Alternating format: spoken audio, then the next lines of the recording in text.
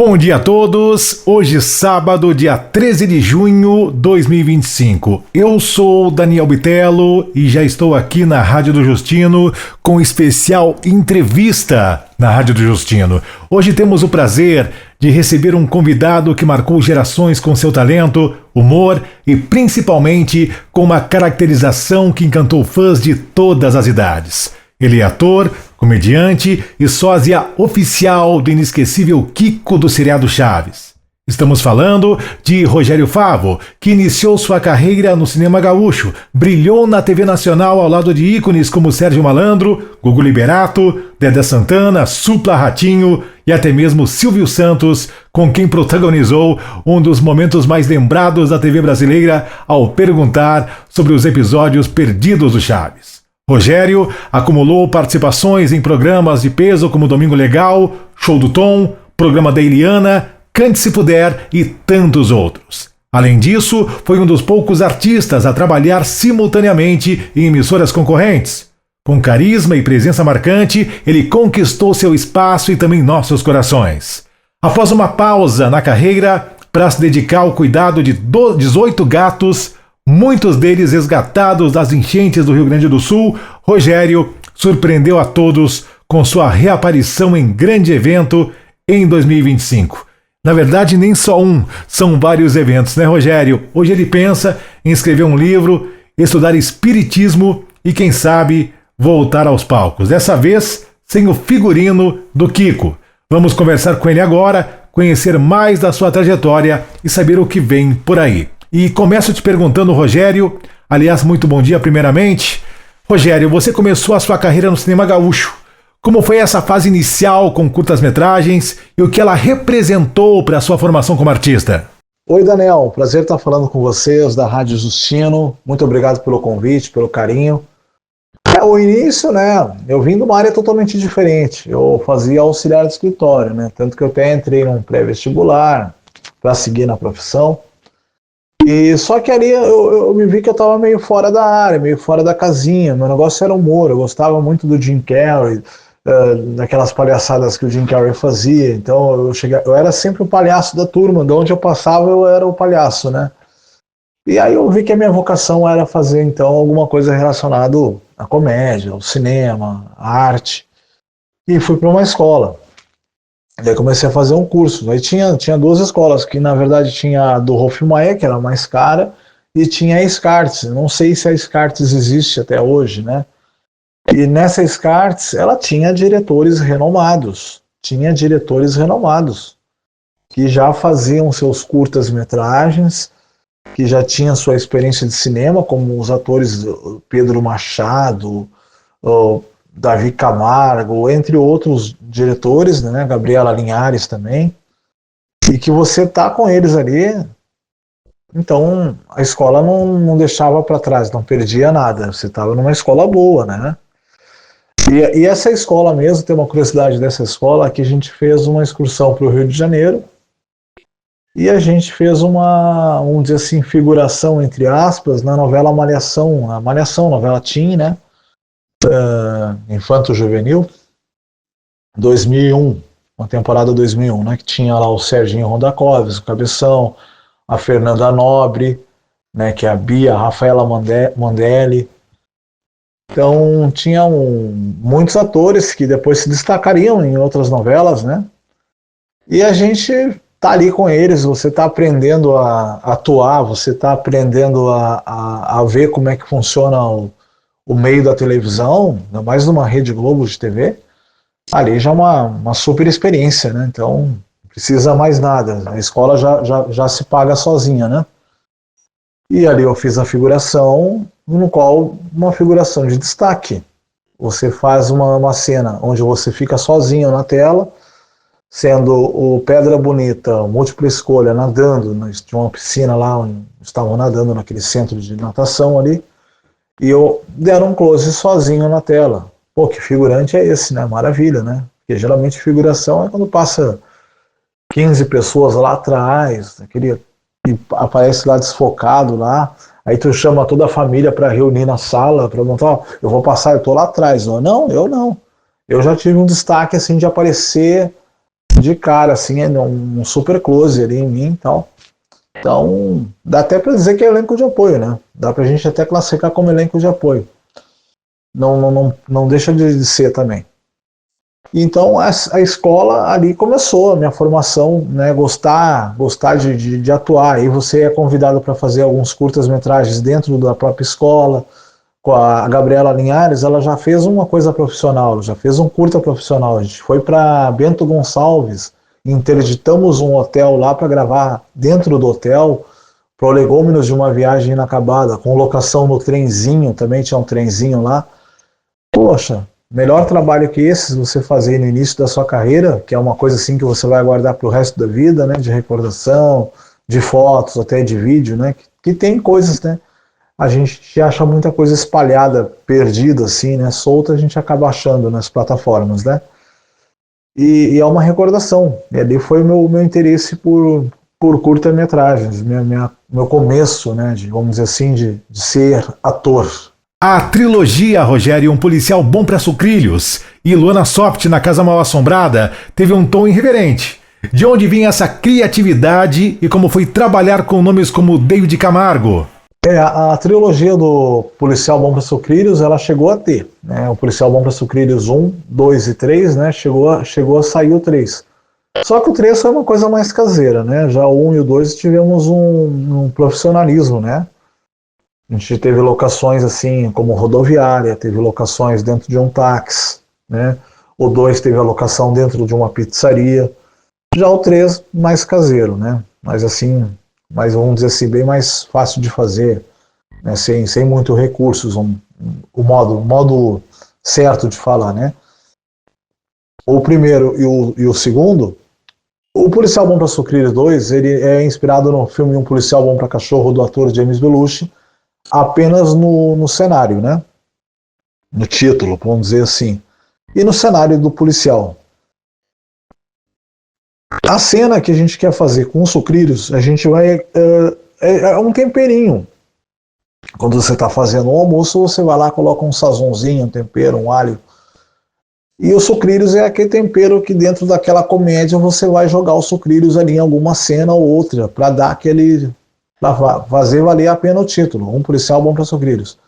Você faz o primeiro, você coloca ele nos festivais, tinha o Festival da Casa de Cultura Mário Quintana na época, e aí você ganha, você fica em segundo, aí no outro você ganha em primeiro lugar, votação do público, vai para o Festival de Cinema de Gramado, você ganha lá, você perde, isso te motiva a fazer mais um, você faz o 2. Aí o 2 nós temos a participação do Marcelo Santos, da extinta Rádio Cidade, que fazia Luana Soft, acho que ainda faz até hoje, faz aquela voz, Léo entra dentro de casa, aquela voz, né, de locução mesmo, né? Então você tem um tom mais profissional, por isso que eu falo assim, um tom mais profissional, no 1 e no 2, né, no Policial 1 e no Policial 2.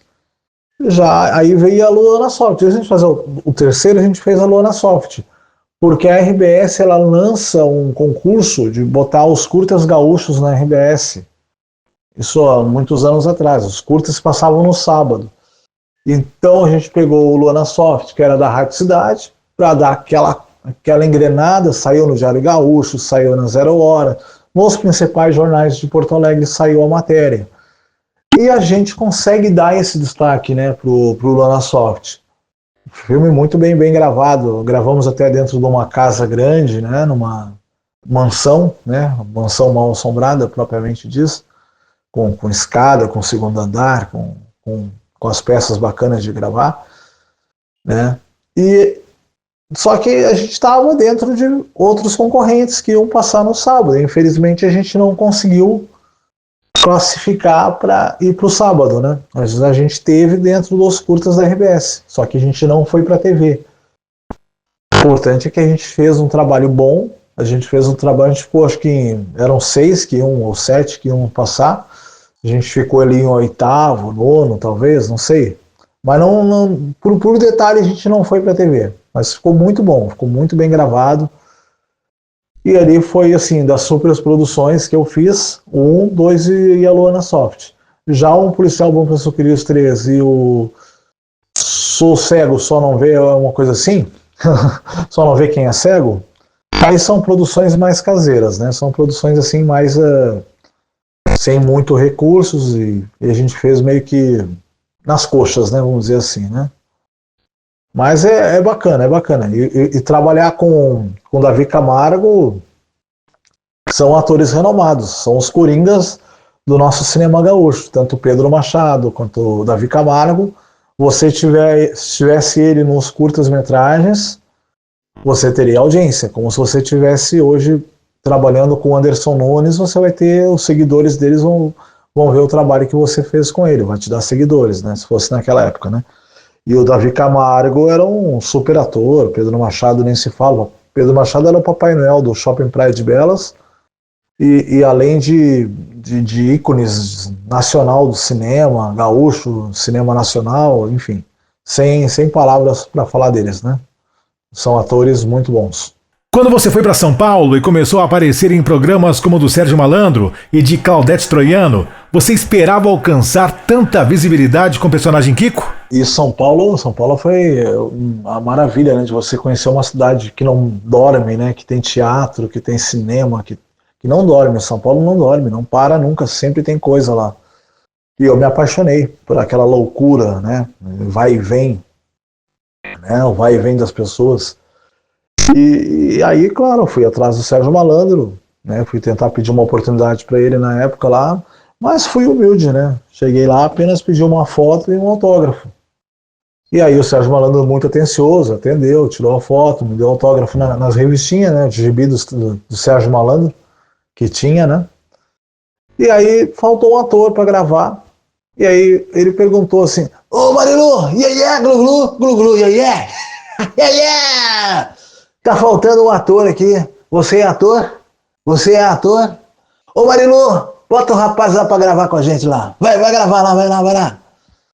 E ali você vai gravar o Sérgio Malandro, você vai gravar o Malandrovic, você vai gravar um quadro que era sonho de criança. Nós que acompanhava a Hora do Capeta, tinha o Malandrovic, tinha a Porta dos Desesperados. Então era um sonho, realizando um sonho de criança, gravar com o Sérgio Malandro. Então não tem o que falar, não tem o que dizer, né? Você está gravando com o teu ícone, você está gravando com o sonho de infância. Pô, melhor que isso, né? Só dois disso.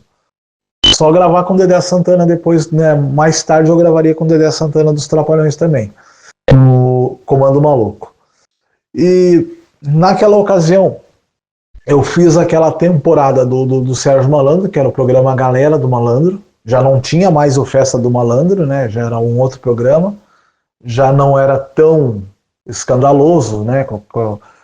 Tão assim, anti-censura, né? Como era o programa dele antes, acho que era na CNT, né?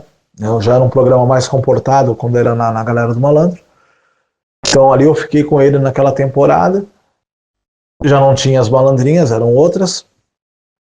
E a gente foi para Claudete Troiano, que nas Casas Bahia, na época, ela fez um super Casas Bahia, no Anhembi, com várias estantes das Casas Bahia, e dentro de uma das estantes tinha a TV Bandeirantes, a Band.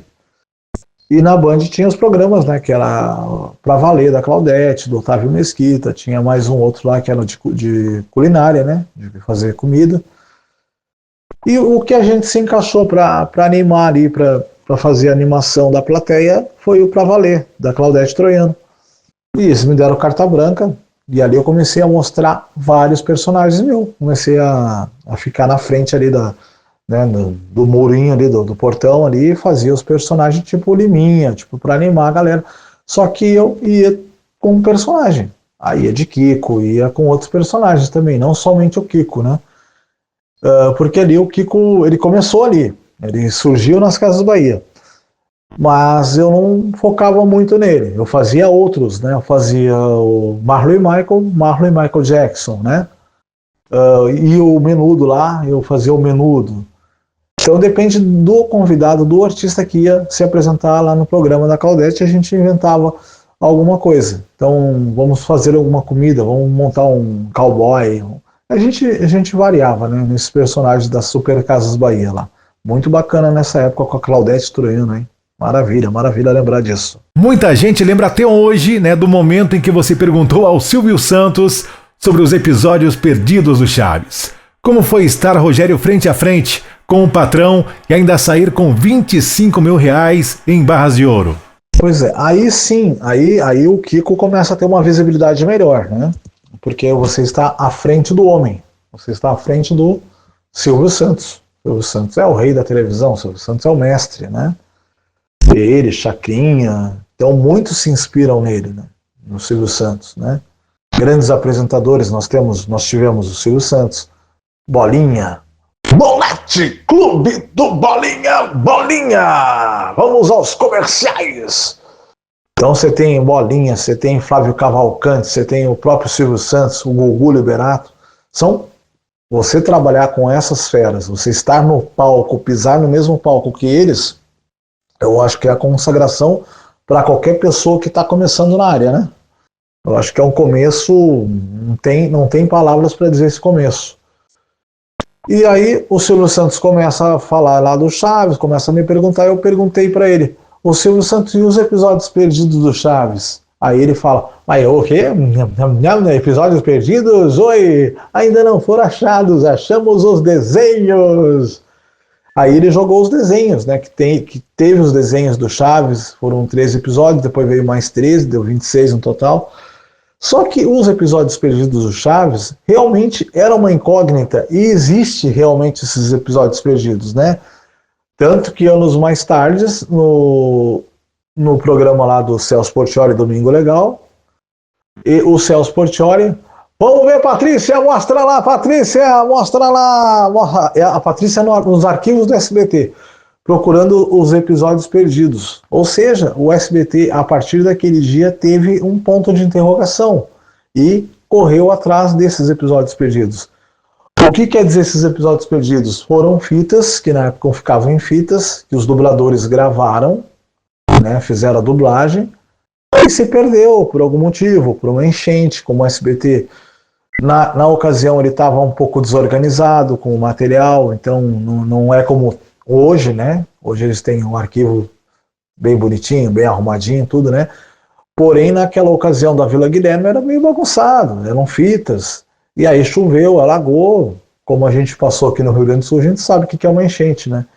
E o SBT teve isso. Então, pode ter acontecido de muitas fitas terem sido perdidas e depois achadas, e agora estão aí até o SBT, vai lá, episódio perdido.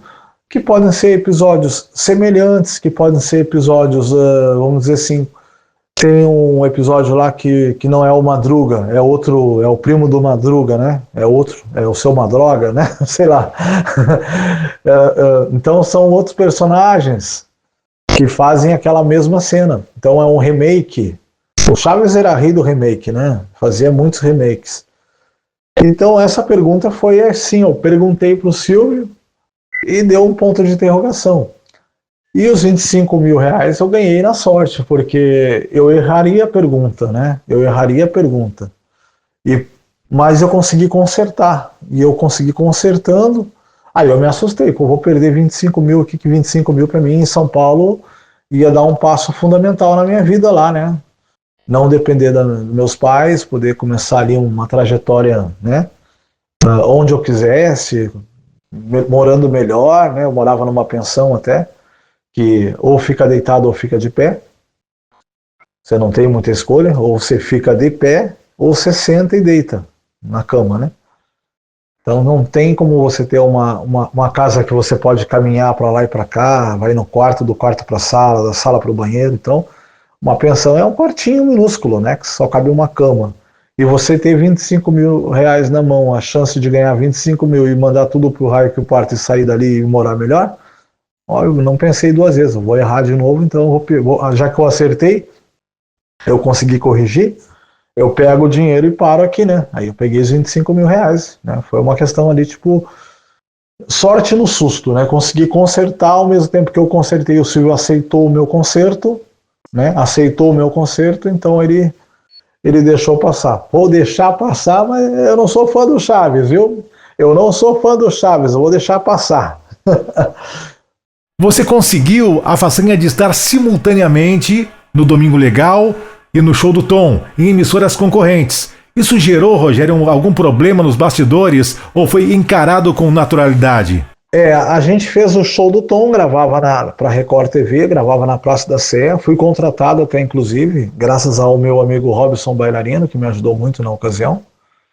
Um grande abraço aí pro Robson Bailarino, que hoje está no Ratinho aí fazendo Xing Ling, um chinês, né? E ali a gente começou a gravar, né? O show do Tom, com Tiririca, com Fala Silva, com todos os humoristas lá, né? Shaolin. E na sequência também eu fazia o show de rua, né? O show de rua era gravado dentro de um shopping em Osasco, e só que os dias não era juntos, era uma segunda, o Tom era a cada 15 dias, mas nunca batia no mesmo dia, né? Dava para gravar os dois. Só que eles passavam no mesmo dia, eles passavam no domingo, e no mesmo dia e quase que no mesmo horário. Então você estava acompanhando lá o show do Tom, você assistia lá de tarde no domingão lá, aí trocava de canal, passava da Record para o SBT, tava, vamos ao show de rua, olha gente, show de rua do Domingo Legal, né, que era com o Gugu. Então você passava nos dois. Aí eu não fazia o Kiko, né, no show de rua, eu fazia outros personagens, que eram variados lá, a gente fazia show de rua, então a gente fazia de filmes, né, Mibis, Homem de Preto, esses robôs que a China já está fazendo aí, nós já fazia lá atrás, nós fazia lá no show de rua, em 2007, esses robôs aí que a China está inaugurando aí, né, então já estou mais avançado que a China. E a gente fazia isso. Então eu tinha outros personagens, Mr. M, tinha 2 Mr. M. Aí um dia eu fiz o Kiko lá também. Então a gente teve quase que essa simultaneidade de gravações. E na sequência tivemos também o Comando Maluco, né? Comecei aí no Comando Maluco a fazer participações lá com o Dedé Santana, outro sonho de criança que eu citei, né? Que você gravar com 2 ícones como Sérgio Malandro e Dedé Santana dos Trapalhões, você cresce vendo na sua casa os Trapalhões e o Sérgio Malandro, não tem preço, não tem o que pague, né, para você concretizar isso. Durante sua trajetória, você conheceu o próprio Carlos Villagrán, o Kiko em pessoa. Como foi esse encontro entre os dois Kikos? Me conta. O programa do Ratinho fez um especial do Chaves, né, do Kiko, que trouxe o Carlos Villagrán. Então foi como ele trouxe depois, na sequência, ele também trouxe o Seu Barriga, trouxe a Dona Florinda. Então ele começou a fazer esses especiais, né, porque a casa ela tinha direito do Chaves, né, o SBT tinha direito de transmissão do seriado pela Televisa, né. Então eles começaram a trazer os atores. Começaram a trazer, teve o Festival da Boa Vizinhança, e você está ali, vendo o Carlos Villagrán de perto, né? Eu fazendo, porque todo sósia, eu acho que não é só eu, sou o único sósia que pensa assim, você é sósia de uma pessoa porque você gosta dela, você gosta de se inspirar nela, você imita ela, você vai ter a sua vida, é óbvio, mas você vai cuidar da vida dela para você também trabalhar em cima, você ganhar dinheiro levando a alegria como ela leva, né? Você se inspira nisso. E aí você tá frente a frente com o seu ídolo ali você treme. Chega no momento ali que você já não tem, você chora só, né? Você não consegue, você não tem outra coisa a não ser se emocionar. É muita emoção, né? Aí mostrava lá o Kiko falando e depois vinha close no meu rosto também, a gente emocionado, ali na primeira fila. A gente está na primeira fila, a gente não estava lá atrás, a gente está ali na frente ali. Então o SBT sempre teve um carinho muito grande comigo, né? De eu ser o sósia da casa, de eu ser o sósia representante da televisão brasileira, né? Porque tem outros Kikos, mas o da televisão fui eu. E muitos anos, né? Eu fiquei frente a frente ali, né? Representando o seriado, né? E claro, chega numa hora ali que você pensou que talvez não fosse conseguir a foto, a tão sonhada foto, né? E você vai para as pessoas lá até te humilhar, falar, ó, tirei foto com você. Aí eu fui olhar a foto no celular do rapaz, era a foto com o próprio, né? Com o Carlos Villagrán. Aquilo ali deixa a gente chateado.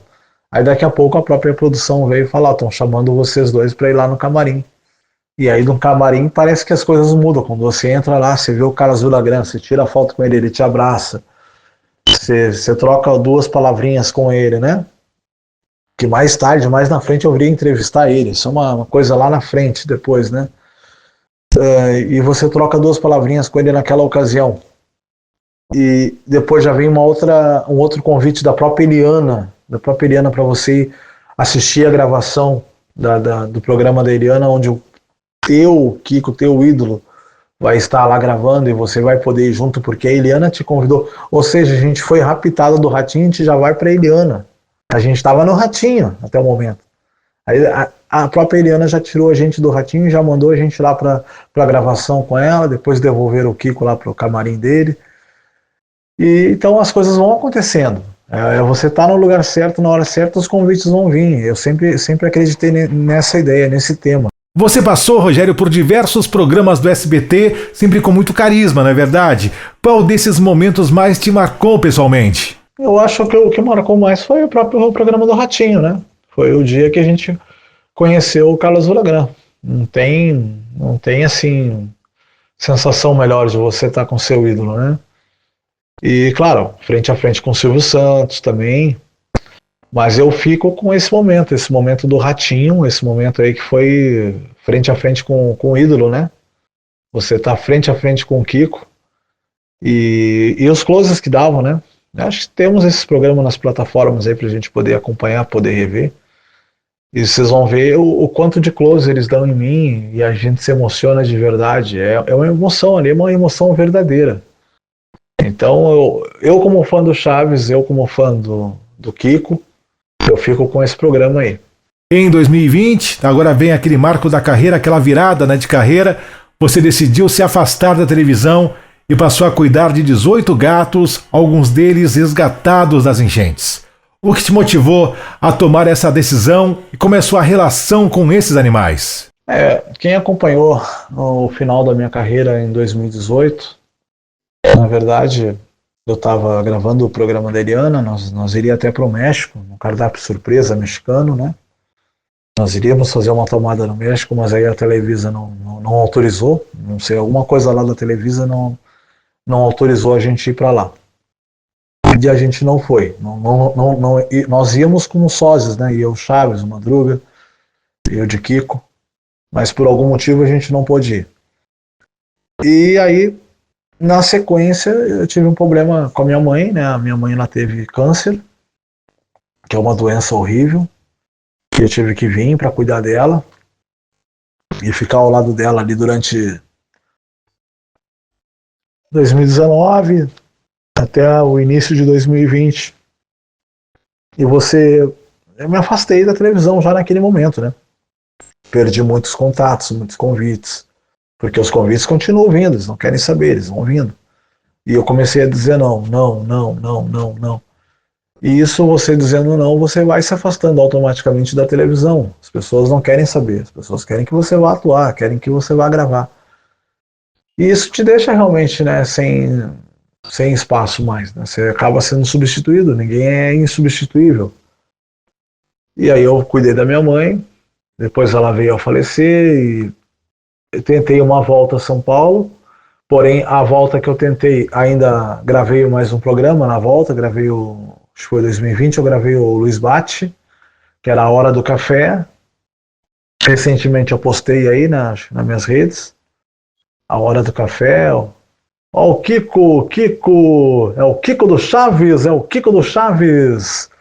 ele faz todo um sensacionalismo ali, né, para apresentar.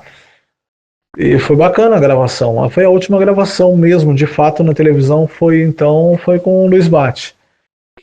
E você tá aqui numa cidade rural, né? Uma cidade rural que você fica longe de tudo. É complicado, 2 horas até Porto Alegre, para você chegar em Porto Alegre. E os gatos foram um presente de Deus, né? Os gatos foram eu perdi minha família, né, praticamente, né? Eu perdi toda a minha família, praticamente. Então, você começa com um gatinho que vinha te visitar. Ele vinha tomar chá comigo de tarde. Um gatinho, que era o gatinho da vizinha. E desse gatinho me surge um gato entalado, preso, começou a me, que se dane, o gato ali tá entalado, eu não vou socorrer, né? Eu pensei assim, né? Deixa lá o gato, né? E eu vou lá e eu tiro o gatinho. Eu tiro o gatinho que estava preso, né? Na parede ali. Não conhecia aquele gato ali, não sabia de onde que era. Salvo o gato. Deixo ele percorrer aí o quintal. Um mês depois o gato ainda estava aqui. Aí eu boto o gato para dentro. Era uma gata. Era uma gata. E aí começou, né? A Nibelung veio, seja bem-vinda. Eu considero ela como uma mãe para mim. Ela é a cuidadora aqui, tá sempre junto comigo aqui. E ali surgiu, né? Da Nibelung veio, né, a Nibelung 1 mais 1 igual a 2, né, igual a 3, né, igual a 4, igual a 5, né? É a matemática dos gatos. Aí nasceu a professora ela ensina matemática também, ela ensina que 1 mais 1 igual a 3. Então você vai tendo essa aula de matemática dos gatos, né? E os gatos é como o Gremlin. Eles se multiplicam sozinhos. Jogou água, se multiplica. E aí teve enchente. Nós chegamos, acho que, a ter 30 gatos, 30 gatos aqui. E aí, para resgatar todos esses gatos aí depois, não é fácil. E aí, claro, acaba resgatando algum gato que não era daqui, né? Acabamos resgatando gatos que eram de outros também, que andavam na vila de Itapuã, que aqui é resumido em gato e cachorro, né? Então tem muito cachorro, tem muito gato. E a enchente que a gente pôde salvar aqui, salvei até um gambá, só que um gambá não deu para ficar com ele, né? E fui botando para dentro de casa, virou uma arca de Noé, a arca do Kiko. E só que agora a gente está em 11 gatinhos, que são os gatos castrados, né? Estamos com eles calminho, né? Então tem a ala pobre, que eles ficam aqui na sala e na cozinha, e tem a ala do líder, o quarto do líder, que é o quarto da ala VIP, né? É onde eu tô com os 4 que ficam comigo lá, que dormem comigo na cama. Que é a ala do líder. É o chefe. Em 2025, você reapareceu em 3 eventos importantes no Rio Grande do Sul. Como foi o reencontro com o público e o que te levou a aceitar esses convites? Olha, eu nem acreditava, né? Eu nem acreditava, Daniel. Eu nem acreditava que haveria essa volta, sabe? Porque eu precisava disso. Eu precisava muito. Esse retorno para mim, fazer esses 3 eventos, né? A Expo Churrasco, a Expo Chaves, então, para mim foi o melhor de todos, né? Que veio a Cecília Lemes e o Carlos Said, né?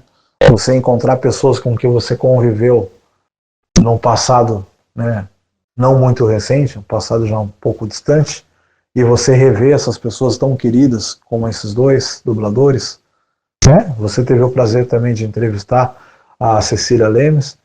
Isso é maravilhoso, é magnífico. Você está com eles ali, você está convivendo com eles de novo. Pô, nunca mais achei que ia vê-los, né?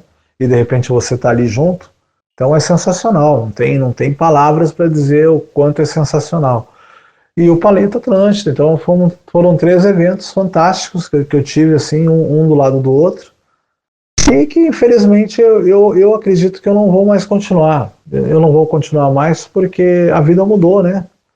Aqui é a dificuldade de estar longe, de não ter os recursos que eu preciso ter e o cuidado que eu tenho que ter com os gatinhos, a responsabilidade, né, de estar com eles aqui. Então são coisas que eu vou me dedicar a outros projetos agora, né? Vamos ver o que eu posso fazer, o que eu posso... Hoje a moda é ser influenciador, então vamos tentar, vamos buscar alguma coisa aí de falar com as pessoas, de ensinar as pessoas também a quem quer ir para o meio artístico, né, eu poder ajudar. Né? Alguma coisa a gente vai se identificar. Creio que não vai demorar a acontecer e o Kiko fica na saudade, né? Fica com um trabalho já finalizado, um trabalho que a gente guarda ali bonitinho para ficar revendo quando quiser, né? Botar ali, dá para fazer um stream com os trabalhos que eu fiz, né? Dá para fazer um stream de televisão aí com os trabalhos que eu fiz. Uma Netflix praticamente, né? Você tem ali uma Netflix para você ficar assistindo várias coisas minhas. Você tem quase que a mesma quantidade de filmes, você vai ter a mesma quantidade de trabalhos que eu fiz no SBT, na Record, na Rede TV. Dá para passar ali uma tarde toda vendo. Maratonar Rogério Favo, né? Por fim, Rogério, você revelou que não pretende mais interpretar o personagem Kiko, mas pensa em escrever um livro e estudar espiritualismo. O que podemos esperar do Rogério Favo daqui para frente? É o fim. Uma hora chega. A gente sabe disso. O Grupo Dominó, por exemplo, né, ele lançou o Gugu, né, na época da Promoarte, lançou o Grupo Dominó. Você tem um Grupo Dominó, né, com um prazo de validade, né, que os meninos chegavam nos 18 anos, eles acabariam um grupo. O Menudo foi assim, o Dominó também foi assim. Você chega na idade máxima, né, de 18 anos, você tem que sair. É a mesma coisa, eu também já estou ficando mais velho, emagreci muito. Então já a roupa do Kiko já me deixa um pouco diferente, já não fico tão como eu estava antes, né? Tão igual ao personagem, né? Já fica um pouco descaracterizando. E você sente que você não tem mais o mesmo pique, né? Como eu tinha há alguns anos atrás, né? De ficar horas e horas num evento, de aguentar, ficar dançando, ficar brincando, ficar ali agitando. Tem uma hora que você não tem mais ritmo, né? Você já está mais acomodado, você quer ficar descansando, você quer ter uma vida mais saudável. Porque a agitação do meio artístico, ela não para, você tem evento toda hora, você está fazendo aqui, está fazendo lá. Você sabe, você trabalha nessa área também como locutora, você tem bastante contato, bastante convites, né? Mas eu vou me reinventar em outra coisa, vamos ver o que eu consigo me encaixar nesse período agora de pausa, de reescrever alguma coisa, de tentar levar a voltar a fazer os curtas-metragens, como a gente começou essa conversa, né? Quem sabe, né? Como começou, como terminamos, né? Voltar a fazer os curtas-metragens, então. E tem um roteiro, tem ideias que dá para ser escritas, dá para ser realizadas, né? Quem sabe um seriado vindo aí meu, um seriado um pouco picante, já para um público adulto assim mais, né? Não pornô chanchada, mas um público mais assim, que uma comédia mais American Pie, né? Eu gosto assim dessa pegada de American Pie, né? Desse humor assim, né? Então eu tenho umas ideias, de repente vem coisa boa aí, vamos ver se a gente consegue produzir. Mas só o tempo vai dizer, né? O que pode acontecer daqui para frente. É Deus no comando, acima de tudo, dentro das 4 linhas. Então Deus vai dar uma direção certa, né? Um grande abraço aí, Daniel Bitelo, da Rádio Justino, para vocês todos aí. Que, olha a brincadeira, canal, não faça brincadeira de mau gosto. Dentro das 4 linhas, Deus no comando. Um beijo, Daniel, um beijo, Rádio Justino. Grande abraço para vocês aí. Rogério Favo é a prova viva, portanto, de que talento, autenticidade e coração generoso deixam marcas que o tempo não apaga. Seja nas telas da TV, nos palcos da vida ou cuidando com carinho dos seus animais, ele mostra que o riso e a sensibilidade podem andar juntos. Agradecemos imensamente sua presença aqui na Rádio do Justino, Rogério. Que venham os livros, os roteiros, as novas histórias e, claro, muito sucesso em tudo que você decidir fazer daqui para frente. As portas aqui da Rádio do Justino, Rogério, estão sempre abertas para você. A todos um grande abraço. Esse foi então, o nosso Justino Entrevista especial hoje com o Rogério Favo. Eu, Daniel Bitelo, me despeço de vocês. A todos um ótimo final de semana. Voltamos em breve com mais uma grande entrevista aqui na Rádio do Justino. Grande abraço!